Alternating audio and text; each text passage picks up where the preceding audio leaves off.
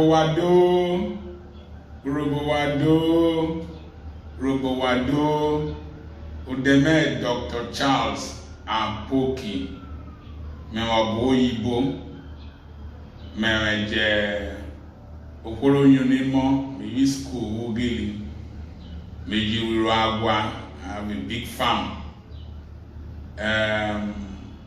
Me kajo Igbo, ifoke mamani, Radio America, Girefa, Rigwe no Igbo, Urhobo. I'm Dr. Charles Apoki. It's a privilege to speak to you. I'm reaching you from Ugili in Delta State. I'm so privileged to be your keynote speaker in this, your convention, comprising of South America, the United States of America, and Canada, and maybe those in peripheral islands around America. I'm supposed to speak on the subject matter titled Security in Urhobo Land, the Way Forward. First of all, I want to thank the organizers for considering me worthy to speak to you. As I said earlier on, I consider it a special privilege because I'm addressing some of the most brilliant human beings on earth.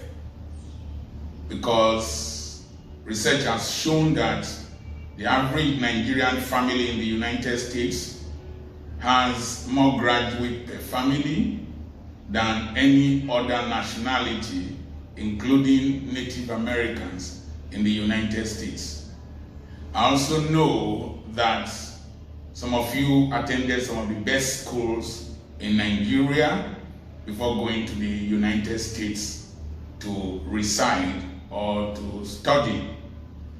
I schooled with a lot of people who might be listening to me now, either at Government College Ugili, the Federal Government College Warri, or the University of Ibadan, and the College of Medicine, University of Ibadan. So it's a rare privilege, and Urhobo Nation has produced great intellectuals, and we are a very intelligent race. And as you all know, Warri, not they carry last. So it's a rare privilege to speak to people who are supposed to know more than I do. But sometimes, no matter how good your wife is as a cook, you sometimes take her to McDonald's or to wherever to eat outside. So I'm just like a delicacy to spice this great convention. Now, I would like to define some words, some key words, before we go further in this lecture, because it's only what is defined that can be refined. What is security? Security is a state of freedom from danger. Therefore, when an environment has a high possibility or propensity or tendency to endangering an individual or a property, it is said to be insecure. It is a little bit different from safety. Security is external, is what is done externally, either by agencies of government or by the community, or what you do. But safety is a sense that you have, a feeling, an emotional state of being safe. Now, security, like as I said, is an attempt by external forces. Let me just give a little perception, because I believe that we Africans were schooled enough to redefine issues that we learned from our colonial masters or those who educated us. They are not they were not more educated than the levels we are now when they wrote their dictionaries and whatever theories that we are quoting. So, I give you another a simple example. Guantanamo Bay in the United States, which is in Cuba, a space occupied by the United States in Cuba, is a very secure place. The American government has put in place measures of security.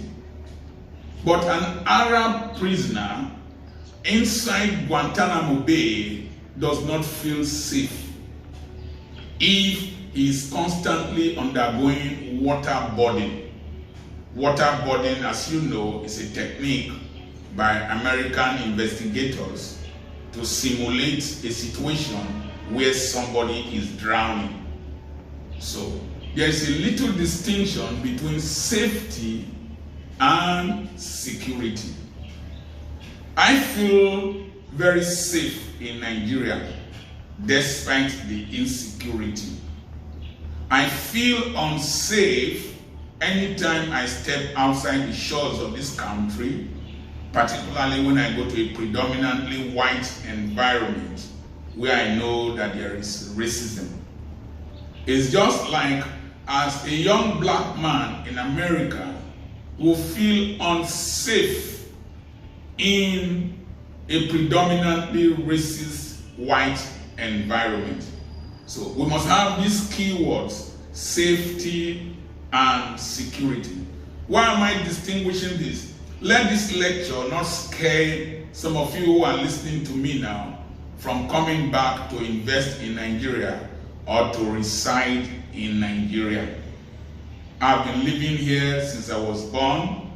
I've not been to the United States. I've not gone to the UK, even though I've traveled to other places like Australia and different other nations. I've been to Romania, where my son graduated from as a medical doctor. I feel very safe in Nigeria, but there is insecurity.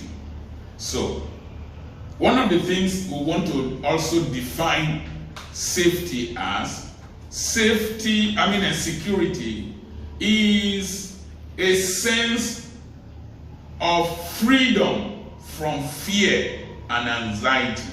And this is most important. And I will center my discussion around this anxiety and fear. Freedom from anxiety and fear, according to the Merriam-Webster-Dictionary.com. Fear or anxiety are the major precipitating factors for insecurity and violence, in Urhobo land especially. I was once introduced to an Indian in Springs in South Africa, where I was the guest speaker.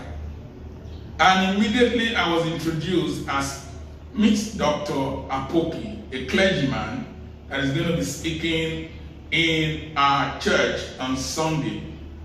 The lousy Indian man that I can pay and feed said, "Nigerians, criminals." And I said, "Mr. Man, I want you to retract that statement. I fought for your independence. I demonstrated for your independence. South Africans schooled with me at the Federal Government College, Warri, particularly Louis Umbuisa, that carried Hector Peterson, the young man that was shot during the Soweto riot, and was in the front of Ebony magazine in 1977 or 76. He schooled with us. We gave him scholarship, and we fought for the independence of South Africa from apartheid.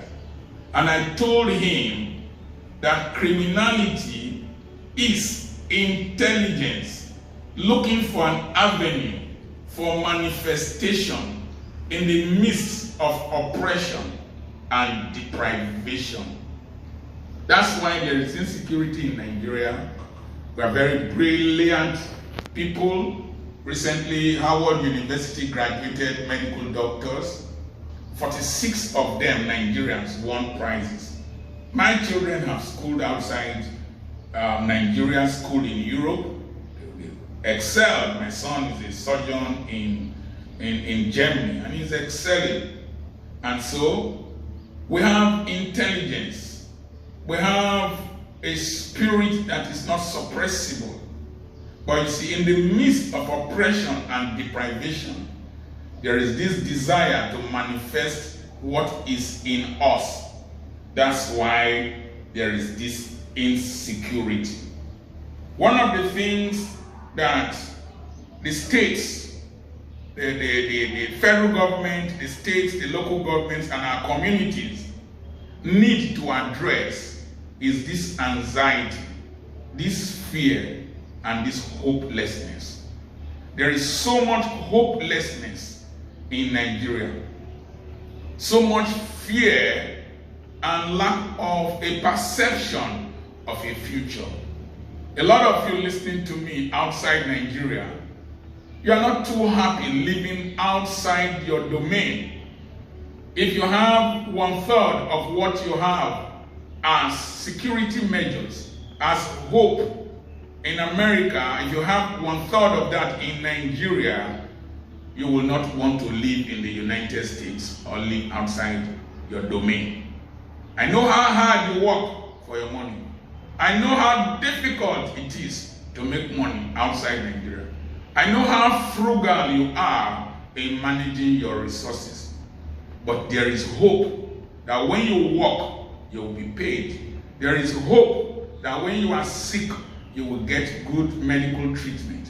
There is hope that when you dial 911, within a few minutes, the police van will be at your doorstep. There is hope that when your child goes to school, your child will at least have a job. There is hope that your 401k will be paid when it is due. That hope is not in Nigeria. That hope is what is absent in the mind of the pensioner. That hope is what is absent in the mind of a young boy who is going to university. I had that hope when we were told that we were the future of this country. I had that hope when I could school with the children of the elite, even though I was from the slums of Okere. I schooled with the children of the rich. I sat with the son of the secretary to the federal government, Agodo, on the same seat at Government College Ughelli. I sat with the children of Rewane at FGC Warri. I sat with the children of Ogbobine, Jaja Wachuku, one-time minister for education. Today, it's like one of the songs, reggae songs. Is there any hope for them? Is there any hope for us? The poor man's child, as I see it, is living because he must. What are the chances of his making it to the top? Somewhere in the song, it says, little children in the streets, they ought to be in school. That is the hopelessness that is in present-day Nigeria, where people have become desperate. The criminality, the violence in Nigeria centers around lack of hope, fear, and anxiety of the future, and it creates desperation. Nigeria is like, as I will let you know later, it's like a man rearing catfish in a fish tank. Even if it's an eating pond and comes to throw feeds. But when the feeds, you see them scrambling. Some crazy rich men from Imo, the Anambra State and in the East recently were throwing money in swimming pool, and girls were diving the money. And some of them were playing with our currency as if they were playing football because he went to bury his mother. The young boy, looking at such stupid display of wealth, conspicuous consumption, would want to imitate them. And that's why there is the violence, that's why there is the criminality, that's why there is the kidnapping. I will come to that later on. Now, a child in Nigeria, because of social injustice, cannot go to the same school with the child of the elite. And so the resultant effect is that there is anger, built up anger, and Unlike my time, when I was told I was going to be a global citizen, and till today, that hope of being a global citizen has prevented me from being like a typical Nigerian, because I have hope. There is an incident that happened at Government College Ughelli during our 50th anniversary, I suspect. Our 50th anniversary, somebody came with a helicopter. But before then, when David Ejor, Major General David Ejor of blessed memory, was military administrator of the Midwest region, he came for our annual reunion in January at Government College Ughelli. He came with a siren. And a young man saw him and said, one day I will come to Government College Ughelli with a siren. And because he knew the pathway that David Ejor followed by joining the army, and we had a cadet unit at Government College Ughelli, he joined the Navy. And by joining the Navy, he rose to a very high height, became Chief of Naval Staff, I suspect, and became a member of the Armed Forces Ruling Council. When we were doing our 50th anniversary, that man, that boy who joined the Navy because he saw a model in David Ejor, came with a helicopter. And before he landed, because he was a member of the Armed Forces Ruling Council, all the military administrators around the South region were coming in with sirens. Not only one siren, Ejor came with one siren, but Admiral Pobeni came with several sirens and came with a helicopter. This is what is absent in Africa. This is what is absent in Urhobo land. Hope. Hope that one day I can become who I am supposed to become. I can dare to dream of a great future and achieve it. But when this future is distant, when this future looks bleak, when this future looks impossible to achieve, the cheapest alternative, which is criminality, which is violence, is what the poor man's son gets into, the poor man's daughter gets into. So, there's no hope. There's no hope. That's why a lot of us are experiencing what we are experiencing. Shehu Kuti, Fela Anikulapo Kuti's son, once said that Nigeria is an open concentration camp. So that's why people don't emigrate from Nigeria, they escape from Nigeria. That's why you see them escape through the desert. That's why you see a young boy want to enter the compartment where the tires of the airplane goes into, because he's hoping to fly to London. You don't escape from your country, you emigrate from your country. That's why when a Nigerian gets a visa to go to the UK or the United States, he does Thanksgiving. No other nationality does that. It is because Nigeria is like a concentration camp, and people are looking for avenues to escape. Let me quickly give you a broad genesis of the violence and the insecurity in Nigeria. I will start with the Dutch disease effect. The Dutch disease shell comes from Holland. When oil was discovered in Holland in the North Atlantic, we are in the South or Mid-Atlantic Ocean. Shell came to Nigeria, but oil was discovered in Dutchland, in Holland, and people negated every other form of economic activity and concentrated on cheap money from oil. And because of that, the society degenerated, agriculture degenerated, everybody drifted towards the oil money. And everywhere where there is cheap money from a mineral resource or an activity, there is the tendency for insecurity to be preponderant. That's why you see in Afghanistan, the Russians went into Afghanistan, I think in 1980, I can't remember, and they later withdrew. The Americans went in. They are withdrawing under President Biden, Joe Biden. Why Afghanistan? Afghanistan has a very rugged terrain, but opium poppy, from which heroin is gotten, grows very well there. So the opium trade attracts infiltrators and violence into Afghanistan. Same thing with Colombia because of the coca plant and cocaine. And then some of the most precious minerals in the world are in Afghanistan. And so it is the presence of this cheap money and mineral resource and opium poppy, a plant that produces heroin. That's why there is violence and there is conflict in Afghanistan. The same thing with the Congo.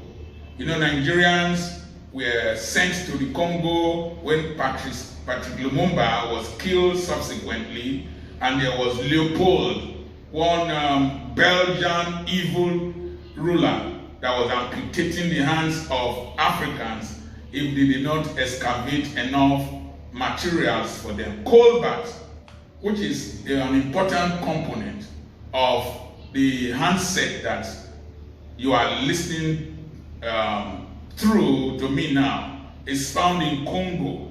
The resultant effect is that there is violence to control that mineral resource.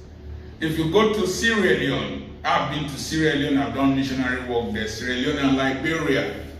It was gold, diamond, and timber that are the resources that people wanted to harness.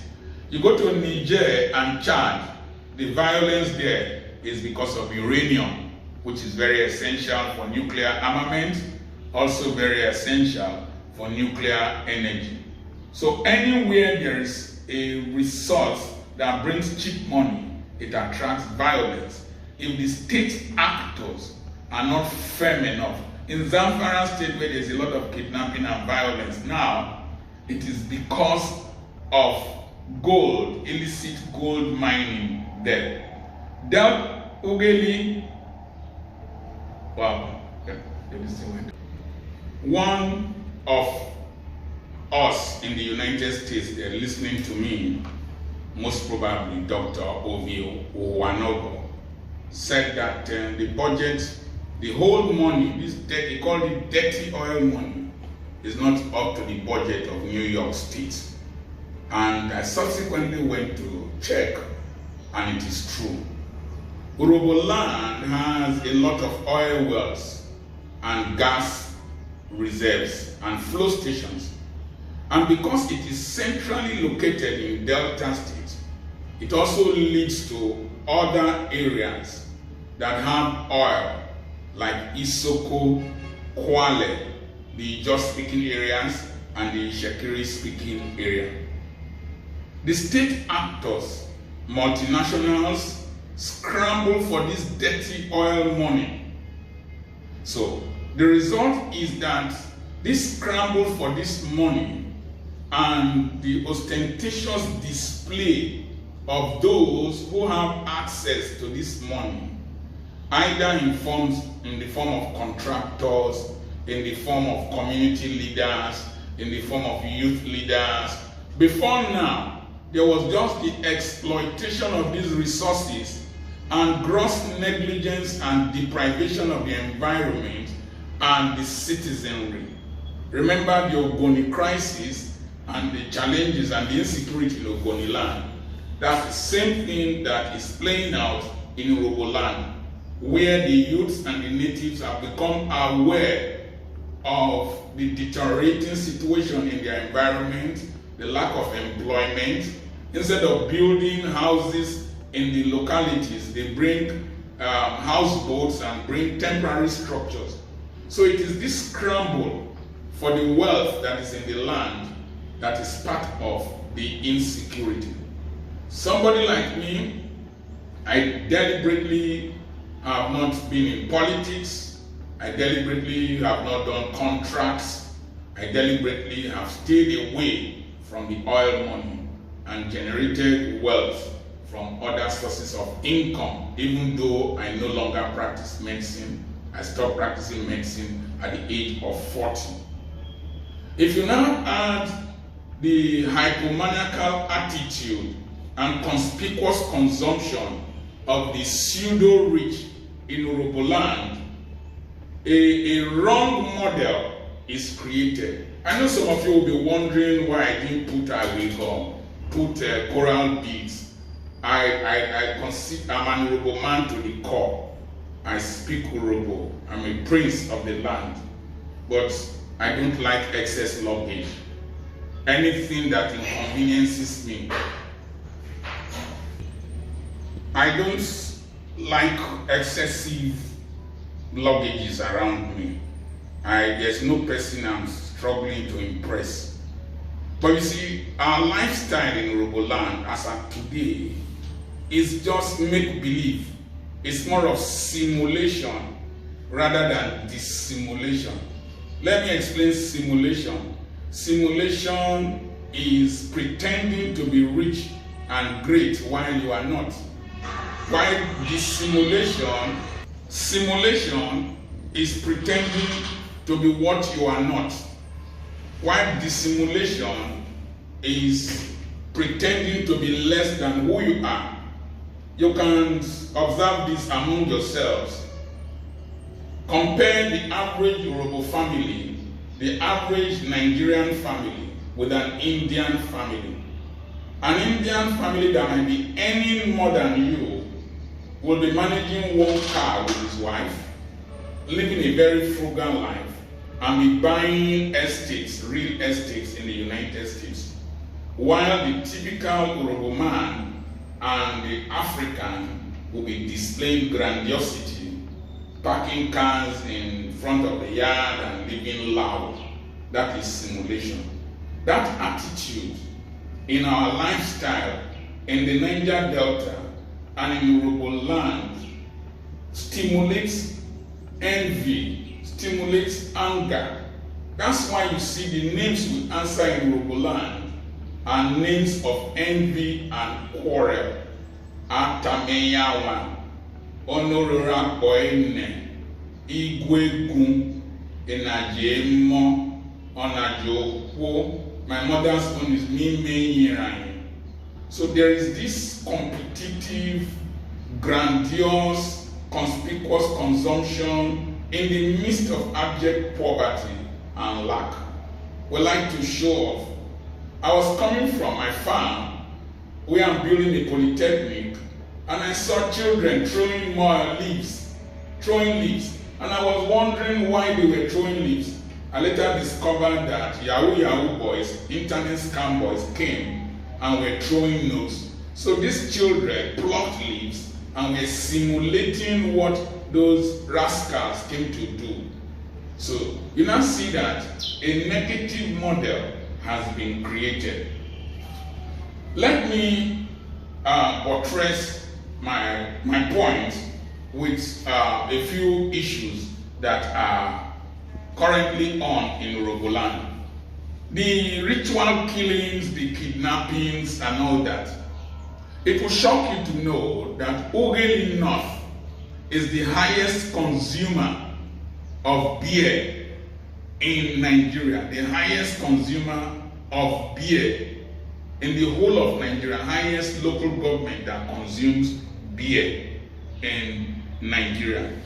It will shock you to know that 42.2% of all consumables produced by multinationals are consumed in Ogeli.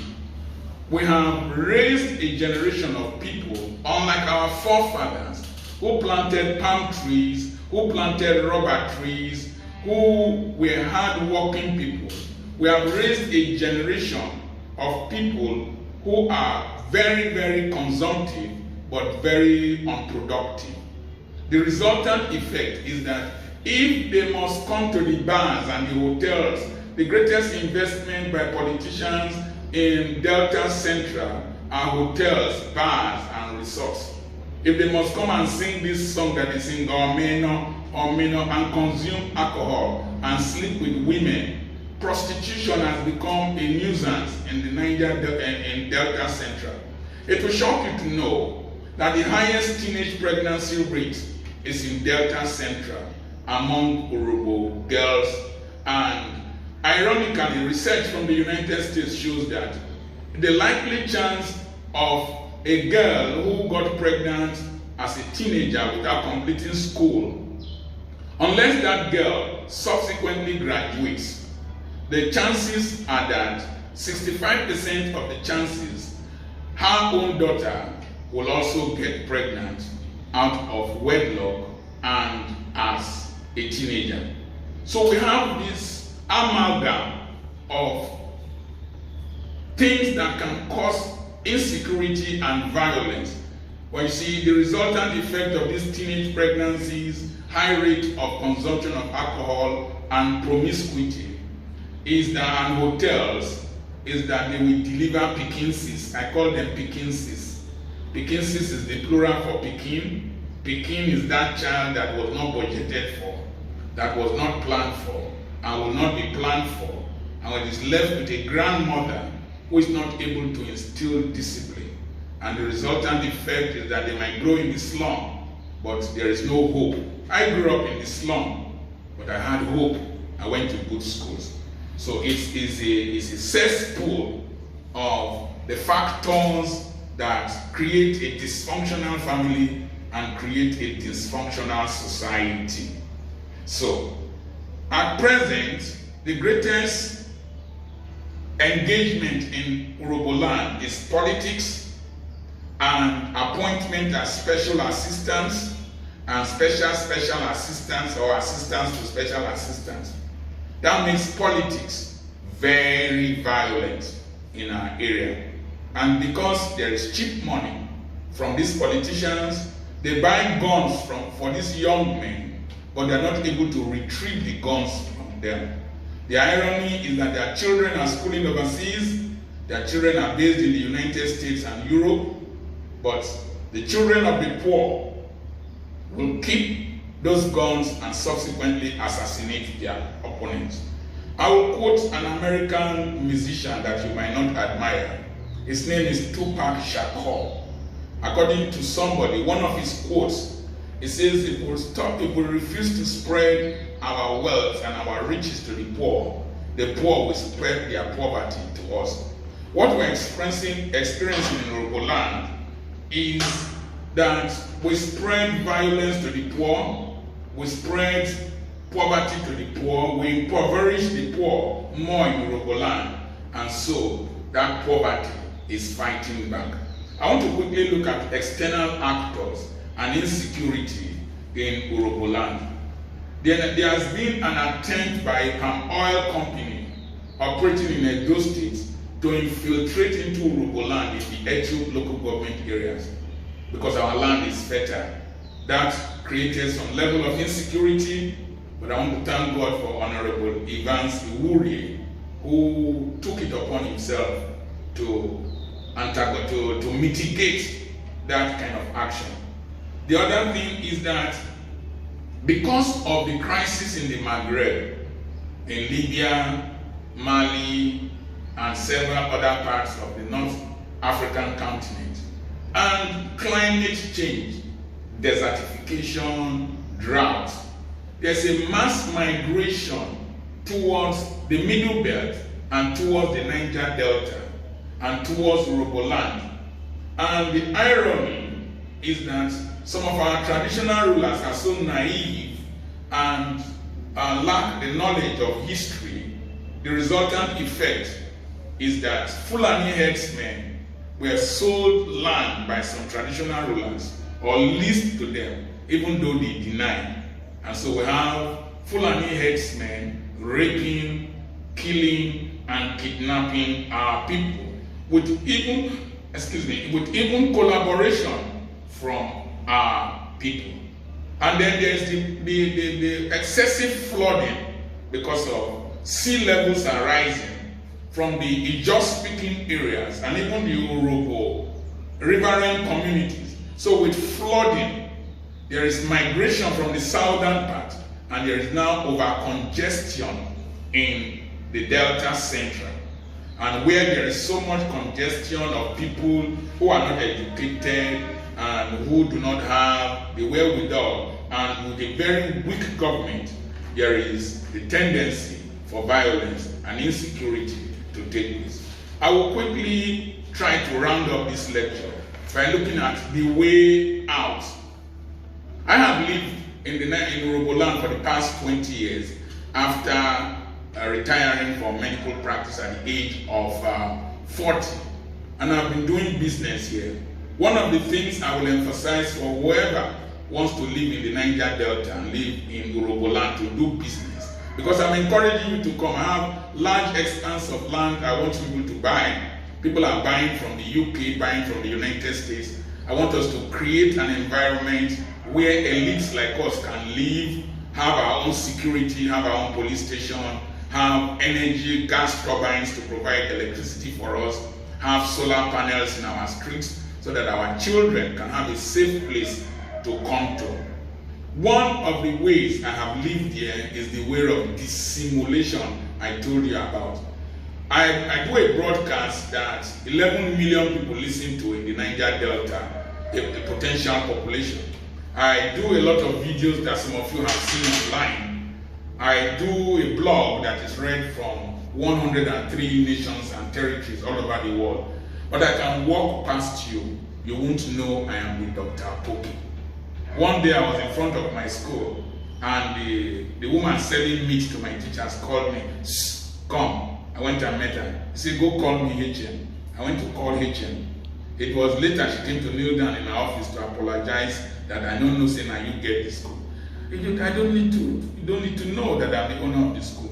Don't come from the United States and attempt to intimidate people. Dress simply. If I pass, this is not my usual dressing. If I dress and walk past you, you will know I'm Dr. Apoki. Dissimulation. Don't go to ceremonies and start spraying money. Don't learn how to speak pidgin English and speak the way I am speaking now, so that when you are communicating with somebody, he doesn't know where you come from. Don't announce your arrival. Try as much as possible to be security conscious. You can invest in this land. This land is rich. This land is blessed. It's easier to make money here than any other place in the world. Number two, we must deliberately start a value reorientation program in the Niger Delta. When they were kidnapping people in Urhobo land, when they were kidnapping people, I used to trek. One of the boys met me one day. He said, there not be people like you that they look for. We know how you hustle for your money. Not be people like you. One of the days I parked my vehicle somewhere, and the boys that harassed people came towards my vehicle, and he saw me when I came out. He said, now this, hey, Diva, now this organic, they teach me how to save money and how to live life. So create a values, we need to create a value system that is modest, that with the dissimulation I talked about, and then we need to make impact in the lives of the people around us. Now, we must deliberately start to invest in Urhobo land. I employ 72 people in my school. I'm building another school elsewhere. It's like a hotel, very beautiful. I'm employing people. I'm building a polytechnic somewhere in my mother's place, where I told you to come and invest in land now. I employ people. There was a nearby community, Otedo. They don't have cassava grinding machine. I sent cassava grinding machine to them. They needed Christmas time. My friends raised money for me. I bought curry, beans, and rice of ₦1 million and distributed to them. So when I walk in the streets of my community, no person can harm me, because they know I'm part of them. I identify with them. They see me carry cassava stems on top of my jeep. Somebody sent a Hilux truck when he saw me carrying cassava stems. We are opening a youth development center for them. And some of the communities we've gone there to do a skill acquisition for them, and they have learned how to repair phones and all that. When they see you, you are not flamboyant. You are not displaying elite capture and conspicuous consumption. They are the same people that will protect him. Now, we need to invest in our localities, I said, identify specific products that can come out of our societies. If we take Urhobo, for example, granite is there, or peanut. We can start a peanut butter factory there that will employ the people. They grow potatoes. We can start a potato chips making company. Honorable Samuel Mareri is growing onions. We can agriculture, we can grow rice. When we keep these people busy, they might not go into criminality. There's a book, The Cross and the Switchblade. The writer was talking to somebody. He said, how was he able to win Mickey Cruz to himself? He said the best way to take a bone from a dog is to give it a fatter bone, not to struggle the bone with it. We need to create hope, as I said earlier on. We need to create avenues for our people to exercise their energies and their creativity. Our kings and our president generals of our community should know that unless we make our communities industrial hubs, we have gas that is being flared. We can put gas turbines, generate electricity, make our places conducive for living. Let the places be less stressful. You will see that the violence will come down. And then we need to start the Igbo mentoring system. I mentor thousands of youths all over the world. In fact, I will be speaking with Basanjo, Gawan, Patrice Lumumba, Molema, Barack will speak, Macron will speak from abroad. I'm going to speak to the African youths, the whole of African youths at Abuja. I'll be speaking to them on the benefits of agriculture in the development of a new Africa. Let's mentor. I mentor several youths in our localities here, and they are following my steps. We deliberately need to mentor. I had to do lectures. I was contracted by the NPDC to do lectures on alternative sources of wealth outside oil and gas. And we can raise cooperatives in our localities. If you go to Otedo, we have one of the best clay in the world in Otedo. We can establish a pottery company there, establish Washan basin and toilet seat factory there, produce flower vases. There's a lot to do in the Niger Delta, particularly Urhobo land, that will ameliorate and mitigate. Then we need to establish vigilantes with community policing, and then we need to liaise with the divisional police officers and the area commanders and the commissioners of police to make sure the rich, wicked Urhobo men that we have that buy guns for our children and bail them when they are arrested for criminality are stopped. I'm your friend, Dr. Charles Apoki. It's been a privilege to speak to you. You can follow me on Facebook, and you can follow me on Instagram at Charles Apoki, and you can go to my blog, Dr. Apoki's blog. God bless you. It's a privilege to address you.